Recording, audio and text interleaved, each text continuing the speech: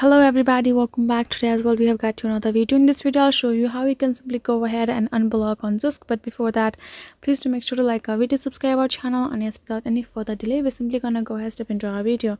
For the matter, what you have to do is first of all simply gonna go ahead, access your particular Zoosk account on your mobile or can be on your browser, and simply log in afterwards. Then here in this account section, once you have tapped on your profile, you will find options, including this option called account settings. Go ahead, tap on it, and then it will show you this other option including payment, subscription, coins, boost, wink, reply, etc.